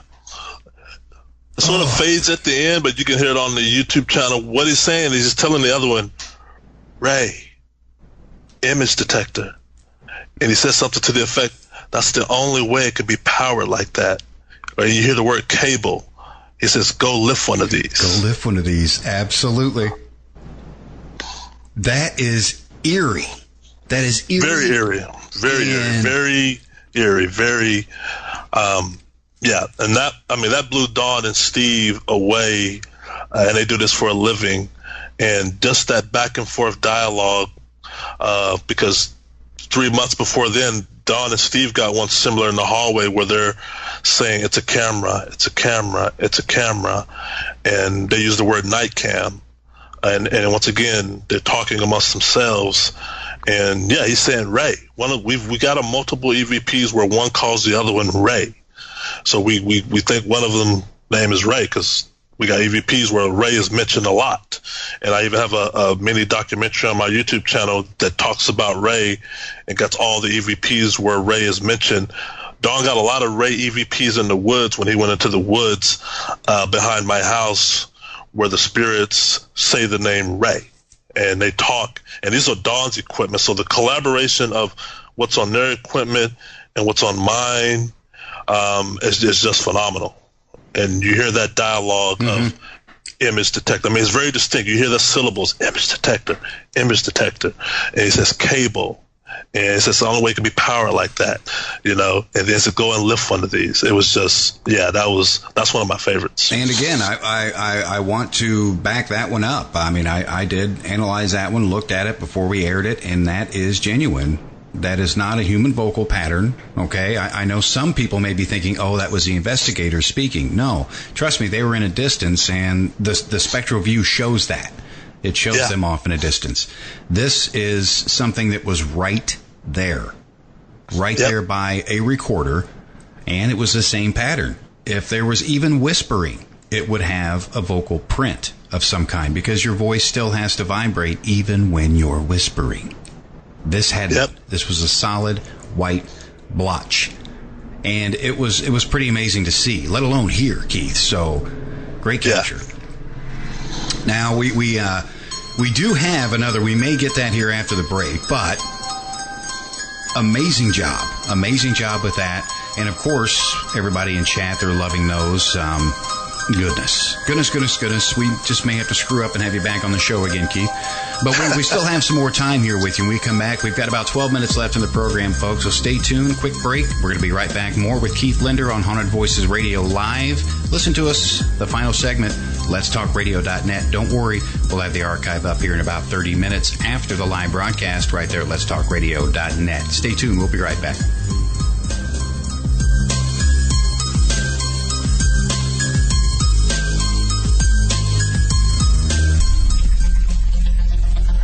We interrupt our scheduled programming to bring you the following conspiracy theory. Humpty Dumpty was pushed.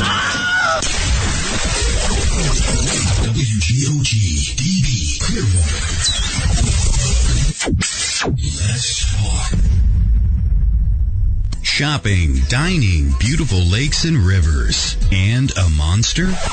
Welcome to Braxton County, West Virginia. Centrally located, Braxton County, West Virginia is the ideal place to visit. Natural beauty and recreation abound with 2 beautiful lakes for easy kayaking and canoeing, and many hiking trails. Did we mention the Flatwoods Monster? That's right. Visit Braxton County, West Virginia's Flatwoods Monster Museum and not only learn about the Flatwoods Monster, but walk in the same footsteps as the people who witnessed it. Nearly all of our attractions can be found within a few miles of Interstate 79. Visit us online at braxtonwv.org. That's braxtonwv.org. Braxton County, West Virginia. Center yourself here. Here in the United States, our freedom and safety are made possible through the service and sacrifice of our military, first responders, and their families. The Gary Sinise Foundation shows its gratitude through concerts and festivals at bases around the globe, community outreach programs across the country, and building brand new custom smart homes for our most severely wounded veterans. Find out how you can join the cause. Donate at GarySiniseFoundation.org. LetsTalkRadio.net.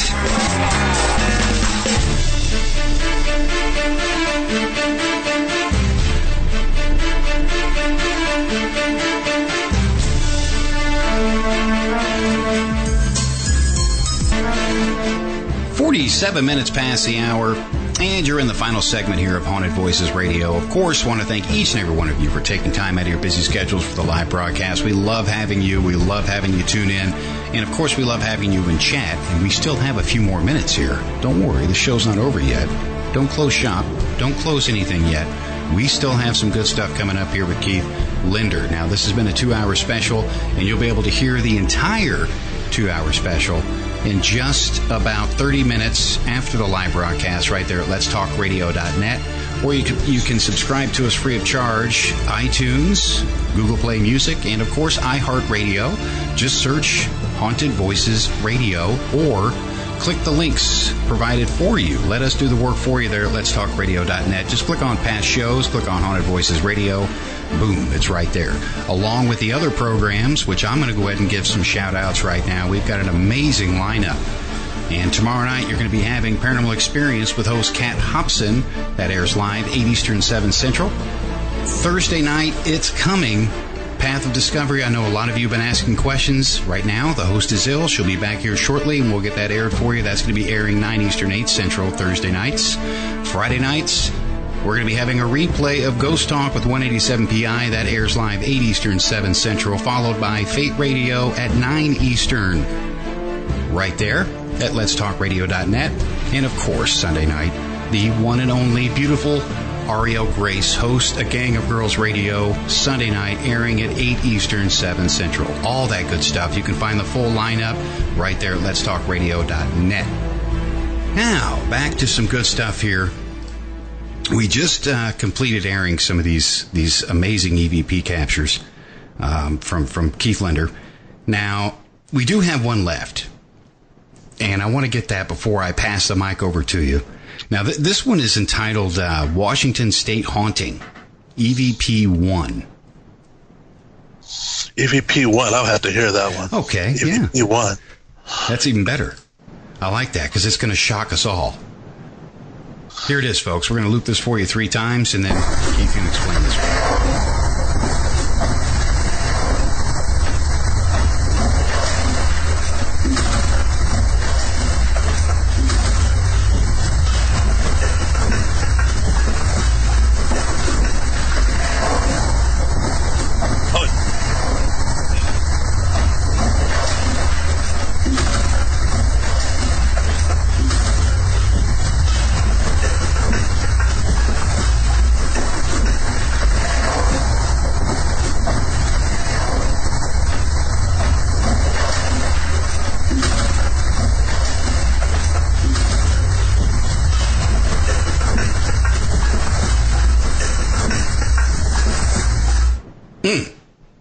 Yeah, that's another Keith. That's a new place of residence.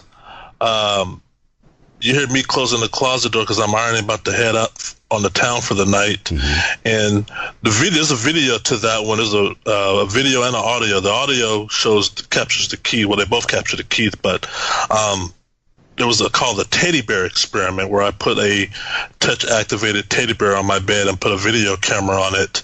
And several times throughout the night, the bear would go off.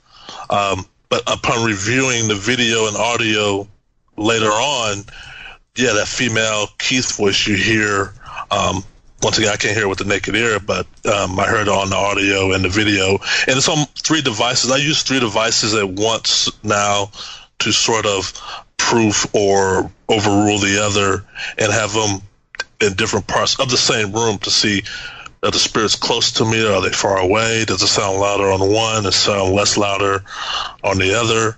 But yeah, the female Keith whisper, and like I said, I hear that at least right now about 5 times a week. Wow. Oh, goodness. The life that you live and lived there in the past.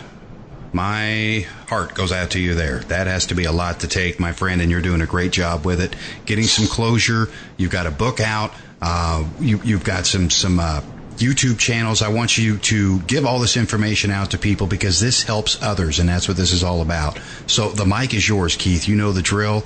Get out the contact info, your book, how they can get a hold of you, all the good stuff. It's all yours. Yeah, so just to talk about the book. The book is going to take the reader through me and Tina's 4-year journey of kid cough to fires and objects being thrown, the ill treatment from members of the paranormal community, to finally getting some truth and answers. So it's a journey. It's going to be it's a long slog. Whoever buys this book and read it, understand, I specifically want the reader to go to a similar journey of what we felt and went through, so that people understand that malevolent phenomena and poltergeist phenomena or demonic phenomena, it's nothing like you see on TV or Hollywood, especially the TV shows. These things are real and they affect people. But also the second thing I want people to take away from the book is the importance of documenting, taking good notes, and believe what you see and hear, and just document. And if you have a spouse or a partner, document, talk amongst yourselves, and understand all help is not good help. But for me, it's just a survival story of you can walk away from these things. Of course, I've learned things I never thought I would learn. I didn't ask for this. I just wanted to move into a house like everybody else. And also with the YouTube channel, the demonsinseattle.com channel, and the documentary that's coming out as well, that's from Dawn and Steve, Dawn in particular, is going to showcase once again all the EVPs and phenomena that they caught, and let the world see and let the viewers see, because these are amazing EVPs. And the EVPs sort of explain, I'm talking about the quality of the EVPs, sort of explain why the house was so active, because they got a lot of EVPs. When you get 6,000 EVPs from one visit, that's a lot. But the information is for the world. Is on YouTube. I don't Hollywood style my videos. I don't put commercials in them. Some are long, some are 8 hours long, some are 2 minutes long. If you're going to watch an 8-hour video, is because you're watching me sleep for 8 hours and you're hearing objects in the house move and get thrown, the furniture dragging sound phenomena, sort of the way we heard it when we were sleeping, because it's real. I mean, it's real, and it's not Hollywood. It's not edited. It's not, using Adobe Flash. I'm not superimposing it. But the book is very interesting. There's a lot of activity in there. There's a lot for the reader to take in. And that's what you do. You bring the reader into the book, plus with all of the videos that you have out there. It's helping people get a better grasp on your situation, what you went through. It brings them right into a first-person kind of view. That's just amazing. I can't thank you enough for putting all that together, Keith.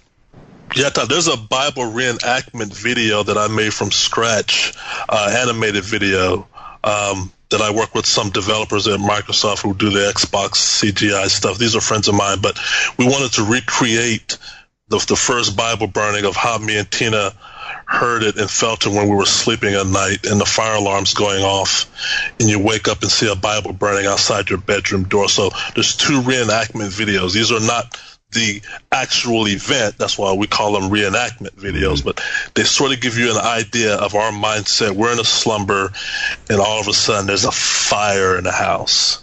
And you have to respond to that fire. And that fire is paranormal because the Bible that is on fire was taken 1.5 years ago, and it's come back. And now it's on the bedroom floor, and it's on fire. So 2 reenactment videos, 1 apparition is a reenactment video. And they come in the timeline. The book is told in chronological order. There's no jumping around because, like I said, there's a lot of crescendos. And this. Poltergeists are known for crescendos. That's what they live for. And there's a lot of that, a lot of up and down, but there's a lot of big major crescendos that we just get totally caught off guard by, me and Tina. And that's in the book. Oh, my goodness. And now they know where to get it. Amazon, and all the links are posted right there in chat for you. And if you miss the links, you can contact us here at the station. Of course, we'll give you all those links as well if you're listening to the replay here afterwards. That's going to be up here in about 30 minutes. And Keith, I want to thank you so much for taking time out of your busy schedule to come on here for us tonight. Oh, awesome. It was fun. Thanks for having me. Absolutely. Absolutely. You have a great week, my friend. Stay safe out there. All right, you too. Thank you. And there he was, Keith Linder, folks. And just like he said, you can get the book. It's coming out on Amazon. There's also a documentary in the works. Of course, we're going to be having Keith back on here again. He's amazing to talk to. Someone to live through something like that. Wow. Let us know what you think of the program. Email our producer, Beverly, at producer@letstalkradio.net. That's producer@letstalkradio.net. Yeah, and we're going to have the archive for you here in about 30 minutes. Just give me some time here to zip things up here for you. We'll have it up, and you can listen to that at letstalkradio.net. Just click on past shows, find Haunted Voices Radio, and you can listen to all the other past shows, plus the current program lineup. It's all right there for you, folks. All kinds of great educational programming, entertainment, everything's right there, free of charge. That's how it's going to be. And from all of us here at Haunted Voices Radio, you have a phenomenal night. Next live show tomorrow night with Kat Hobson, Paranormal Experienced, 8 Eastern, 7 Central, letstalkradio.net. Take care, folks.